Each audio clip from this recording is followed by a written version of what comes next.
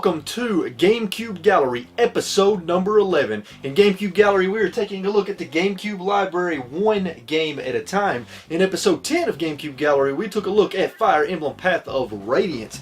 In episode 11, we are going to take a look at two games instead of one. We are looking at James Bond Agent Under Fire and James Bond 007 Nightfire. We're going to look at both of these games, talk about them in great detail, and decide which one is better.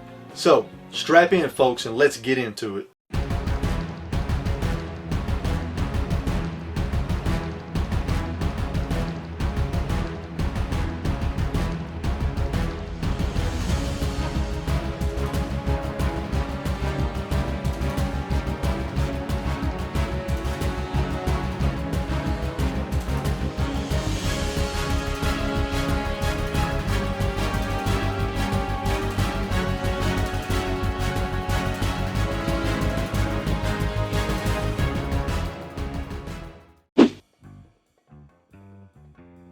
We are going to kick things off with James Bond Agent Under Fire. James Bond Agent Under Fire was published and developed by EA and is a first-person shooter based on the popular James Bond movie series, and it is the fourth game that is not based on an existing film or book in the franchise. It was released on the Nintendo GameCube and the Xbox in North America on March 12, 2002. It was released first on the PlayStation 2 on November 11, 2001. The story is pretty nonsensical and over the top, which is to be expected with a Bond game. The story involves the bad guys trying to clone the 8 world leaders so that they can rule the world. You know, typical evil geniuses trying to take over the world, and of course Bond is tasked with the mission of stopping them. The story is cheesy, the characters and villains are cheesy, and the dialogue is cheesy, but hey, you know what? It's oddly entertaining, but not captivating at all, and ultimately it's pretty unforgettable. The game is relatively short. It takes place over the course of 12 missions, many of which can be beat in 10 to 15 minutes. There's a decent variety in the missions. You have your typical first-person shooter missions where you have to complete a variety of objectives while killing bad guys, but you also have a few driving missions and some on-rails shooter missions as well. But sadly, none of the missions really stand out except for the tank mission, and they are all rather generic and forgettable. There is a fair bit of replayability here, at least, with each mission having 3 difficulties and several Bond moves to find, as well as trying to kill all the bad guys and beat the mission in a certain time. All this factors into a score that will lead to a bronze, silver, or gold medal for the mission, which can unlock things in multiplayer mode. Now sadly, I did not get to play the multiplayer mode, but I will cover it in a future video. The gameplay is decent enough, and although the default control scheme is awful and damn near unplayable, you're going to want to switch to the control scheme that plays more like a modern first-person shooter. There are 15 different guns, but they feel very underpowered as the enemies tend to be bullet sponges, and there are a variety of cool gadgets to use, such as the grapple for specific grappling points, a jetpack, the laser to cut locks, and the decryptor. The big problem here is that the game is just way too easy in my opinion, even on the harder difficulties, and the enemy AI is as dumb as a brick, which is to be expected from many first-person shooter games of this era. Still though, despite all that, I did have fun playing through the game. I just can't see myself wanting to play it again or chase down the gold medals for each mission. The graphics are not the greatest. They're good enough, but they certainly did not age well. They seem to me to be only a few steps above a good Nintendo 64 game. They're not terrible, but I would have expected better from EA considering the massive budget I'm sure they probably had. The music is your typical Bond music you have probably heard 1,000 times, and the sound design is decent. The voice acting is mostly okay with most characters. The guy who plays Bond does a pretty good job. Now I do have one more big complaint about Agent Under Fire that really pissed me off. Most games from that era either have an autosave or they at least prompt you to save the game manually. Well, not Agent Under Fire. You have to literally go all the way out to the main menu and manually save the game, and it does not tell you this. I had 2 instances where I played 2 or 3 missions in a row and forgot to do this, and it resulted in me having to replay the missions. Just, why EA? Why? All in all, it's a decent Bond game and worth maybe one playthrough, but it's mostly bland and forgettable.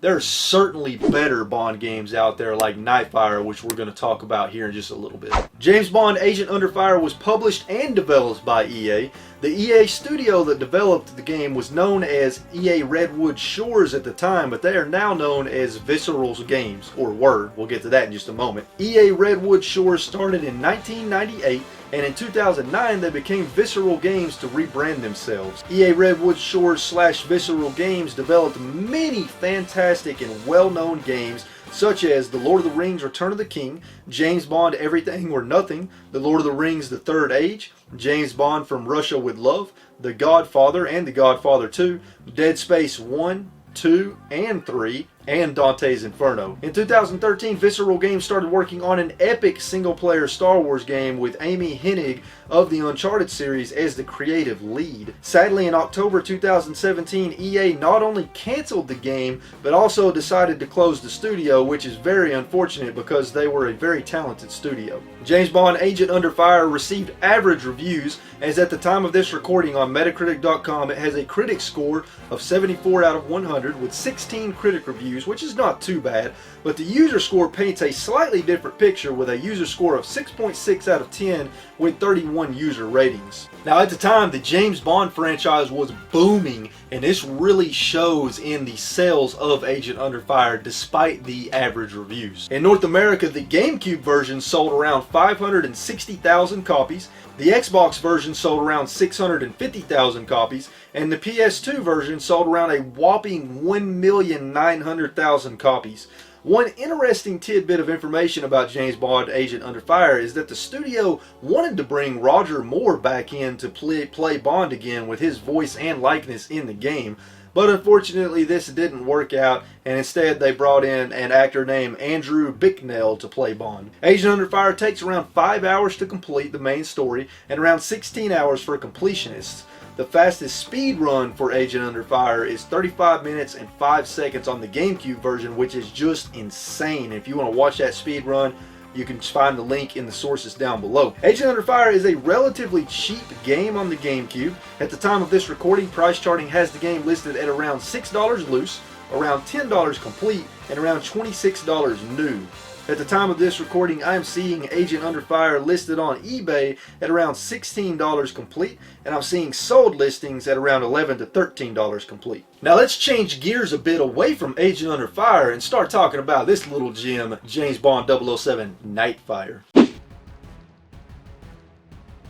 Now, James Bond Nightfire was of course published by EA, but it was actually developed by a different game studio, being Gearbox Software, and it was also the first James Bond game to be a direct sequel to a previous James Bond game, as Nightfire was considered a direct sequel to Agent Under Fire.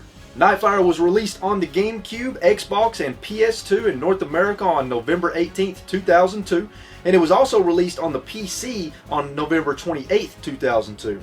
It even received a different kind of game on the Game Boy Advance on March 18th, 2003. The story here is just as nonsensical as Agent Under Fire, but it is a bit more serious. Bond is on a mission to stop Phoenix International and its owner Nathan Drake from using a missile guidance chip to take over a space station with nuclear weapons and use it to take over the world.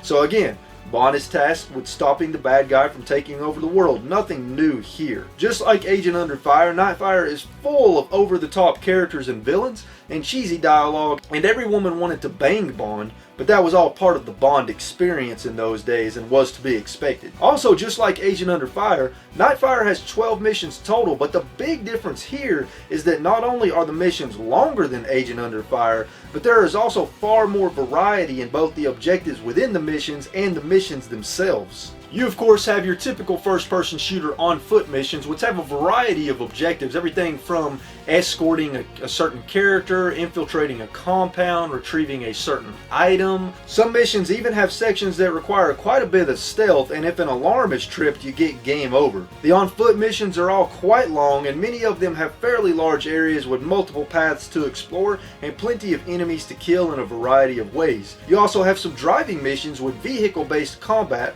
some on-rail shooting sections, and one cool but somewhat frustrating mission where you are underwater the entire time.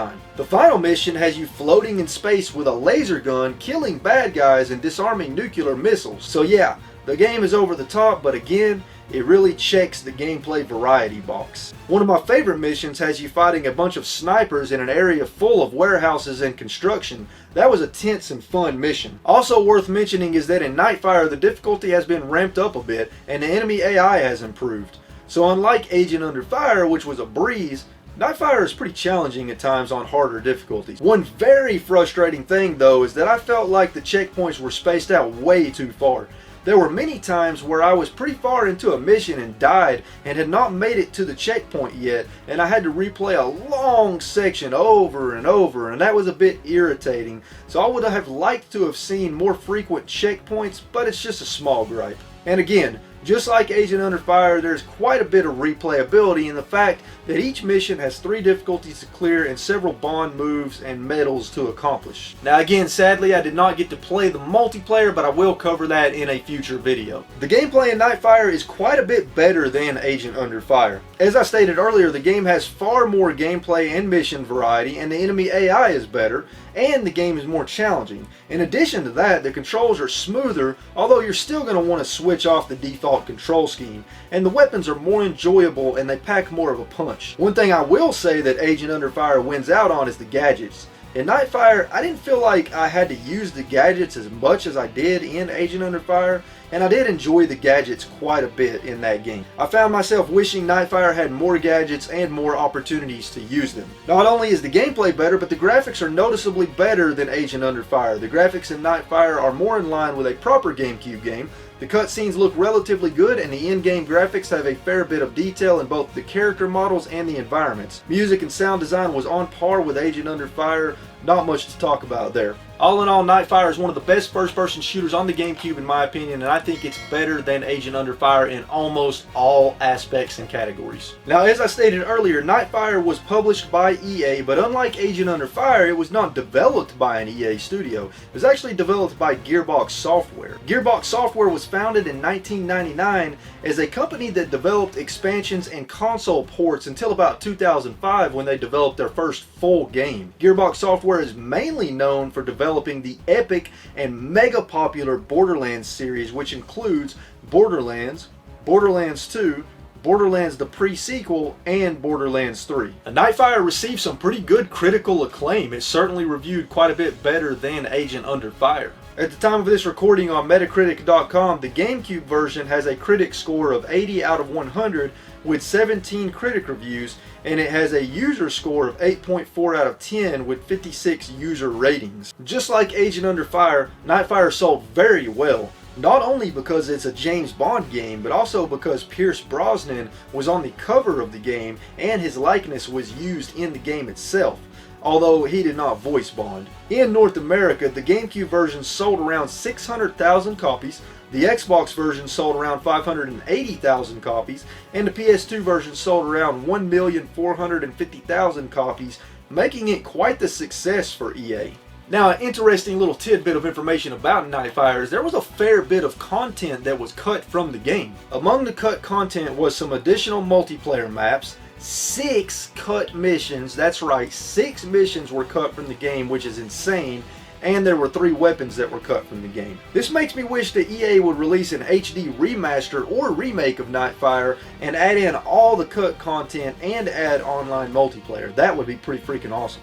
Nightfire takes around 6 to 10 hours to beat the main campaign, making it nearly double the length of Agent Under Fire, and a completionist run takes around 20 hours. The fastest speed run for Nightfire was on the GameCube version, and it was beat in 36 minutes and 43 seconds, which again is just mind-blowing, and check the sources below if you want to watch that speed run. Nightfire is also a relatively cheap game on the GameCube, but a bit more expensive than Agent Under Fire. At the time of this recording, price charting has the game listed at around $7 loose, around $16 complete, and around $35 new. At the time of this recording, I am seeing Nightfire listed on eBay at around $22 to $30 complete, and I'm seeing sold listings at around $23 to $24 complete. So the price is probably going to keep going up on it a little bit, just like all GameCube games right now. So there you have it, folks. GameCube Gallery episode number 11 on James Bond Agent Under Fire and James Bond Nightfire.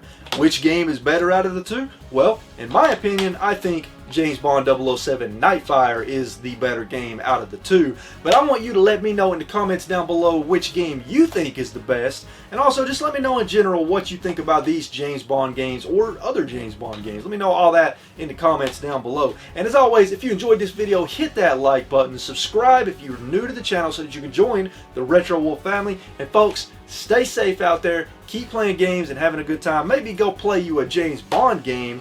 And I will catch you all in the next episode. Later.